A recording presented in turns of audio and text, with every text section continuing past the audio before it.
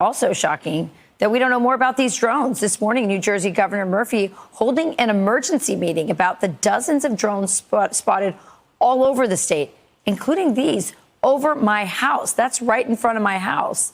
Yesterday, lawmakers on Capitol Hill grilling the FBI for answers. You're telling me we don't know what the hell these drones are in New Jersey are? Is that correct? That's right. That's madness that we don't know what these drones are.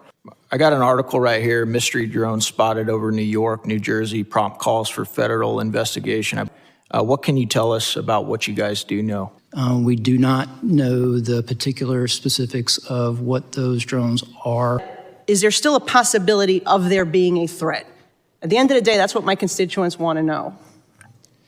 I would just mention it concerns me that we don't know the answer to your question yet.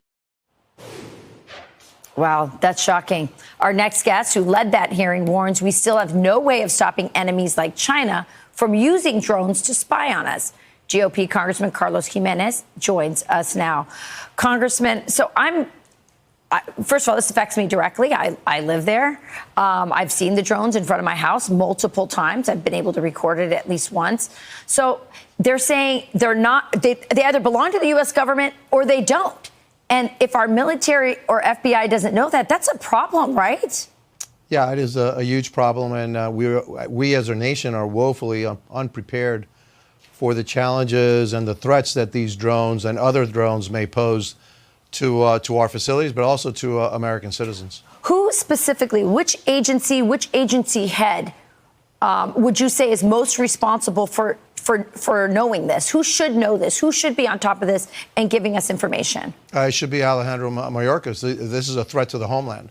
And so both him and also the Department of Defense, if these drones are buzzing around sensitive areas. And so those two are the ones that are mainly responsible. And that's part of the problem, too, is that we have agencies all over the place that have some money allocated to drone defense. It really should be focused so that we understand this threat. By the way, this threat's just going to get worse and worse as these drones become more and more capable as AI is implemented and put into them.